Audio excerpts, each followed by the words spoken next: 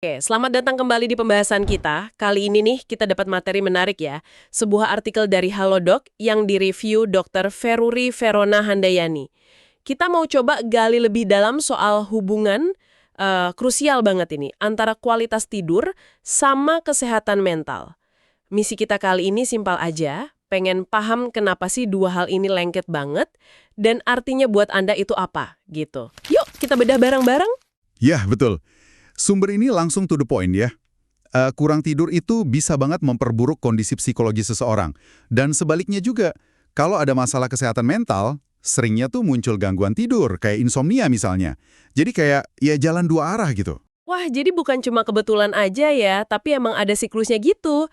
Artikelnya bilang gangguan tidur itu bisa jadi gejala masalah mental, tapi di sisi lain bisa juga jadi pemicu atau malah bikin tambah parah. Disebut juga kan kalau dewasa idealnya butuh 7 sampai 8 jam tidur. Itu patokan keras atau gimana? Nggak saklek gitu juga sih. Kebutuhan tiap orang bisa beda-beda ya.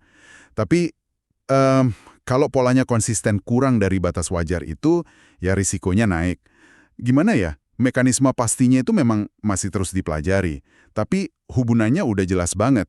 Tidur cukup berkualitas itu ibarat kita bangun fondasi lah buat ketahanan mental, emosional kita. Nah sebaliknya, kalau kurang tidur ya kita jadi lebih gampang, kayak kata artikelnya itu, kejebak pikiran negatif, terus respons emosinya jadi gimana ya, lebih naik turun, lebih labil gitu. Ini nih bagian serunya. Emang apa sih yang terjadi di badan sama otak kita pas kurang tidur? Tadi disebut kekacauan di otak gitu ya di artikelnya. Maksudnya gimana tuh? Bisa dijelasin dikit? Ya, istilahnya gamblang banget ya. Jadi lebih spesifiknya gini, kurang tidur itu bisa ganggu keseimbangan hormon stres, kortisol contohnya. Nah, ini bisa bikin kacau jalur komunikasi di saraf kita yang penting buat fungsi kognitif, kayak fokus, ambil keputusan, dan yang paling nyambung ke topik kita nih ya, kemampuan kita buat ngelola, buat meregulasi emosi. Jadi bukan cuma capek fisik aja, tapi fungsi penting di otak ikut kena imbasnya gitu. Oh gitu, pantesan ya kadang kalau kurang tidur tuh rasanya jadi lebih sensitif atau mikir aja jadi susah gitu. Di artikel disebut juga soal fase-fase tidur. Itu sepenting apa sih buat kesehatan mental? Penting banget. Pas tidur, kita kan lewat beberapa siklus fase ya. Ada yang namanya tidur non-REM atau NRM. Nah, di dalamnya ada tidur dalam. Di fase ini, tubuh kita kayak servis gitu, perbaikan fisik. Suhu tubuh turun, otot rileks, detak jantung melambat. Ini penting juga buat imun kita. Terus, ada fase REM, Rapid Eye Movement. Ini fase pas kita paling sering mimpi. Uniknya, aktivitas otak pas REM ini mirip pas kita lagi bangun loh. Nah, REM ini krusial banget bukan cuma buat ingatan, buat belajar, tapi juga buat ngolah pengalaman emosional kita. Bayangin aja kayak nyortir dan memproses beban emosi harian kita gitu. Kalau fase REM ini keganggu, wah emosi negatif bisa jadi nggak keproses dengan baik. Numpuk deh, terus ngaruh ke mood besoknya. Wow, oke oke. Jadi mimpi itu bukan sekedar bunga tidur ya, tapi ada fungsi psikologisnya yang vital banget. Ini makin jelas sih kalau dampaknya jauh lebih dalam dari sekedar ngantuk. Proses dasar di otak kita yang kena ya. Nah ini bawa kita ke pertanyaan penting nih. Kalau gangguannya bisa sedasar itu, gimana cara ngatasinya?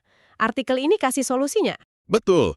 Dan bagusnya, karena hubungannya dua arah tadi, artikel ini juga nekenin kalau kita beresin masalah tidurnya, itu seringkali bisa bantu juga ngurangin gejala masalah mentalnya. Jadi ada harapan lah. Fokus utamanya ya perbaikan gaya hidup. Emang nggak instan sih, tapi ini kayak bangun ulang fondasi yang lebih kuat. Disebutin tuh pentingnya makan bergizi seimbang, olahraga teratur ini bantu banget ngatur siklus tidur bangun kita, terus kelola stres biar kortisolnya nggak tinggi terus, batasi gula juga disebut, sama yang krusial, jaga jadwal tidur yang konsisten. Sebisa mungkin jam tidur dan bangunnya sama, bahkan pas weekend gitu.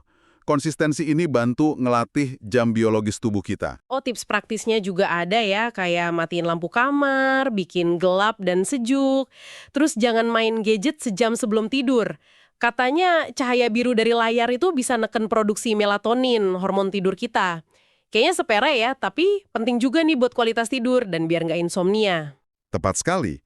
Jadi, intisari dari sumber yang kita bahas ini jelas banget ya. Tidur itu bukan cuma istirahat pasif, bukan kemewahan, tapi ini pilar, fondasi vital buat kesehatan mental dan stabilitas emosi kita. Jadi, kalau Anda berusaha perbaiki kualitas tidur, itu investasi langsung buat kesejahteraan psikologis Anda. Nah, ini ninggalin satu pertanyaan menarik nih buat kita renungkan masing-masing.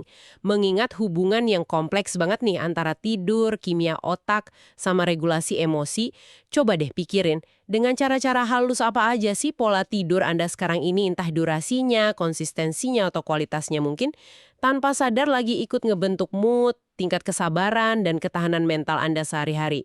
Mungkin dampaknya lebih dari sekedar rasa capek yang kentara loh. Sesuatu untuk dipikirkan lebih lanjut ya.